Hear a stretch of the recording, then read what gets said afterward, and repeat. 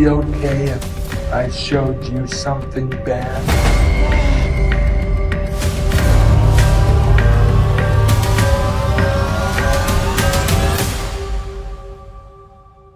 Great, thank you. Okay. Hey, Mick, how you doing? Hi, I'm good, man, and you? I'm good, thank you. I watched Walden over the weekend and I absolutely loved it. I mean, I think Emile Hirsch gave definitely one of his best performances here, and I like the story all about it. Kind of remind me of the kind of the show Dexter, but like a little twist to it. So great job on this movie. Thank you and I love your backdrop there. That's great. I Thank love you. it. Really cool, very cool. But thank you for that. It's always good to do a bit of work. You never know what's going to happen. When people appreciate it, then it definitely makes it worthwhile. So my first question is, what led you to to write this movie? Where did this all start?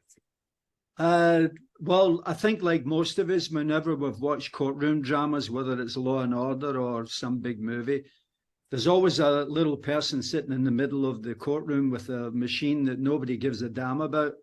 And then it was the Johnny Depp trial with Amber Heard, and I watched that lady sitting there working away on a steno machine, and everybody's watching Johnny or Amber, but I was watching the lady, and I thought, I wonder what her life is like when she goes home at night. What does she do? Does she put on a costume, leap off a building, and save lives?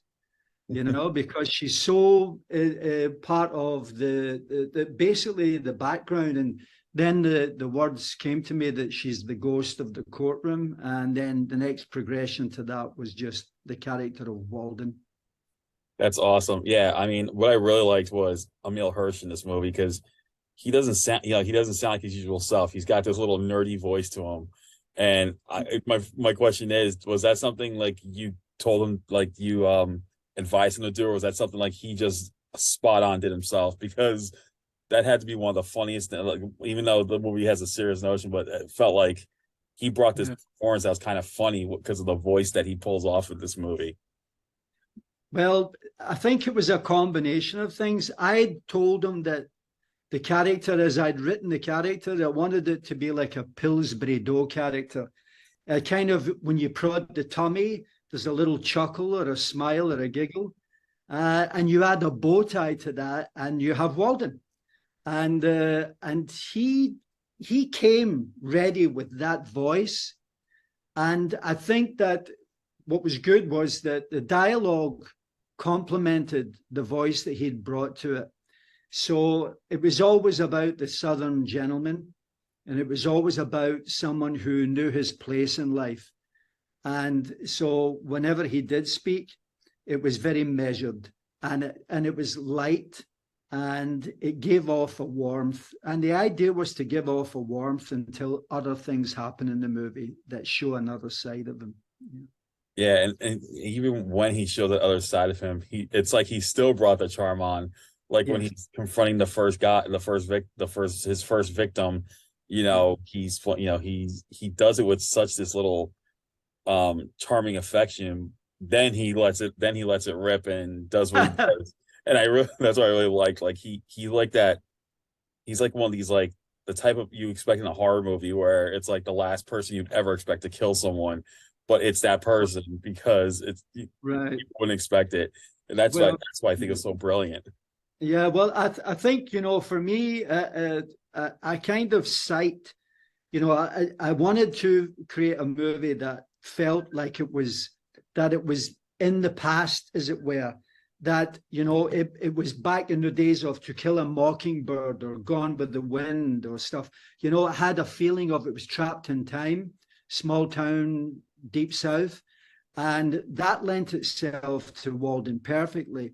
And then I kind of modeled him a little bit on Doc Holliday, who was one of my favorite Old West characters. And by all accounts, reading about Doc, he would open the door for a lady, stand up when a lady entered the room, had impeccable manners, but he was the fastest draw in the West. And so all of these little things creeped in as I was writing the character and creating him, so I think that worked pretty good. Yeah, and I also like David Keith in the film as the judge because, first of all, it's a role I've never seen him in because I've usually seen him other types of roles. But this one, he was like a fatherly figure to Walden. As you mentioned, he was like the stenographer is the ghost in the courtroom. But I like the fact that the judge had this like little fatherly bond with him. They're always going out to the cafes together and all that. And I really Well, felt that was a sense of worth on his part, because you rarely ever get to see it from him, because everyone's used to seeing him play these other kind of bad type of characters. So it's good to see him play this more calm, cool, collected, nurturing type. well, yeah, I wanted the surrogate father for Walden in the movie, and of course it was the judge and David. David, he delivered exactly what I wanted, because when I talked the character through with him when we met here in LA, I made it very clear that this is someone who actually genuinely loves Walden and cares about him and wants to protect him. I said, because you're going to come off thinking that the judge and his wife never had any kids. And so for him, Walden, he's watched Walden grow up. He knew the Walden's father, because the father was the stenographer for the same courtroom. And the natural progression was, when Walden came into the courtroom, that the judge would wrap his wings around him and take care of him. And I think he did it beautifully. Yeah, and I thought Kelly Garner did a great job too, as the love interest. She had this great, and then I like the fact that even though she knows something's up with him, she's still willing to be there for him. And so what was it like working with Kelly, and because she had such great chemistry with Emile as well? Well, Kelly's dynamite. She's just walking dynamite. She has such a positivity about her. Nothing was too difficult. Anything I asked her to do, she would maybe ask a question, but she would get it very, very quickly. But I think the thing is that, when two actors come together and it just works, and that's what happened with Emile. It just worked. And I said to her, you have got to overwhelm him. You have to overpower him. You have to give the audience a sense that you really care about this guy and you want to pull out of him that love that is inside of him. And I wanted it to be, and I don't want to give anything away for our audience, but I wanted it to be a love story that everybody would want to see happen.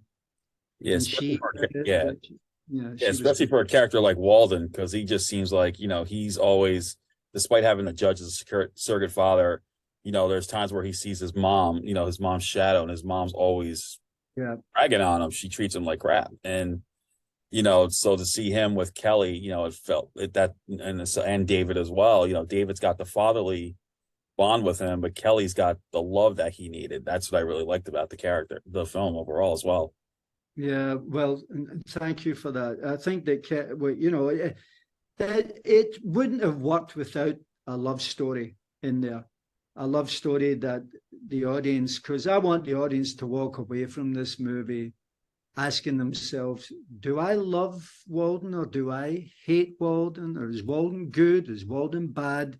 But ultimately to say, God, I'd love to see the two of them again.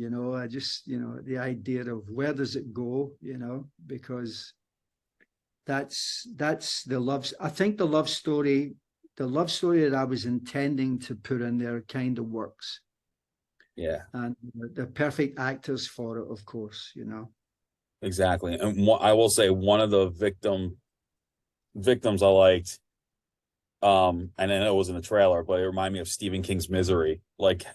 And was that something that influenced you with that particular scene? Because I felt as soon as I saw the scene, I'm thinking, oh, this is definitely Misery right here. Undoubtedly, yeah, of course, because we're always influenced by movies or books we've read or whatever.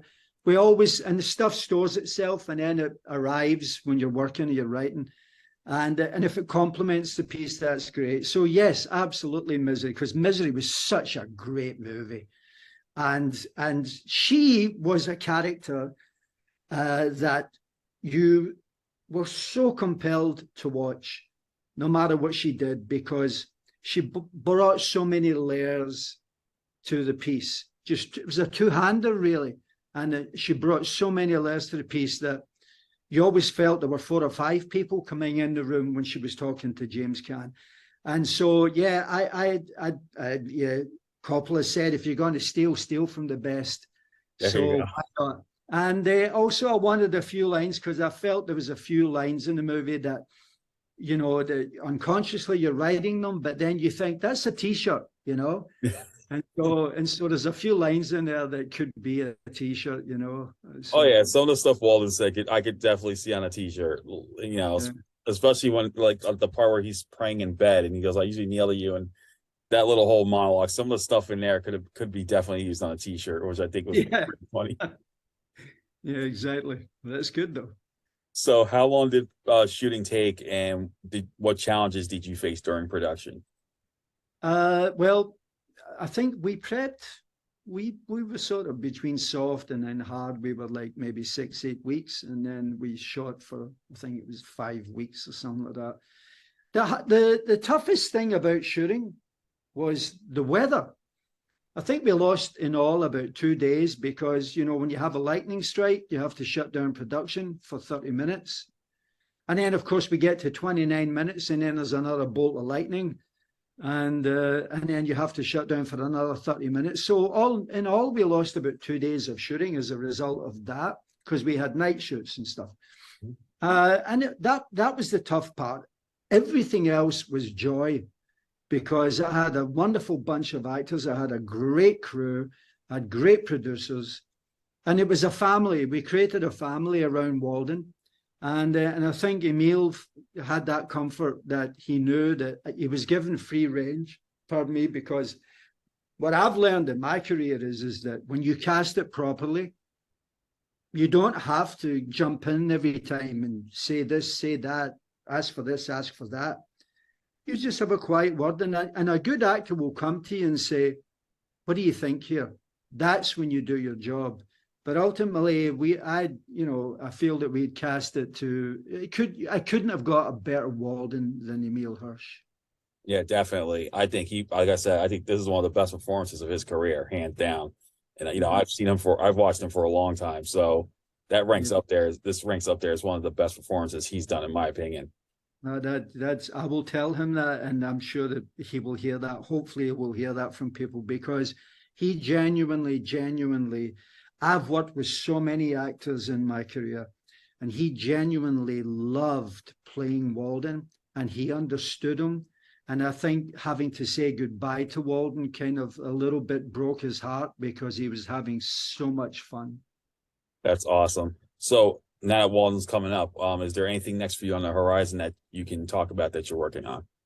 Well, next up, I'm actually supposed to go to Romania to shoot a movie called The Sculptor, and it's about the life of Constantin Brancuș, who was a Romanian sculptor during the 20th century, whose financiers and people who took care of his career were Nelson Rockefeller and Peggy Guggenheim.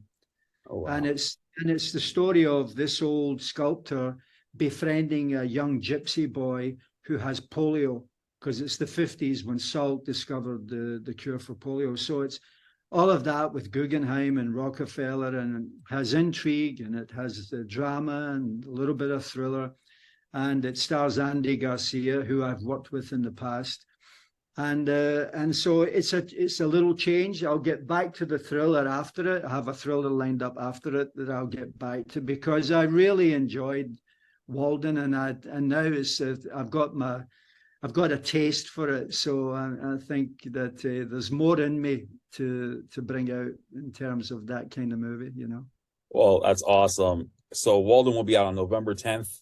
And those who are fans of Emile Hirsch, like I am especially, they're going to want to see this as one of his best performances, hands down. And the story overall is great. And Mick, thank you so much again for taking the time to talk about it. It was my pleasure, and it was nice to meet you. Same here. Take care. Have a good day. All the best. Peace out. All right. Bye-bye.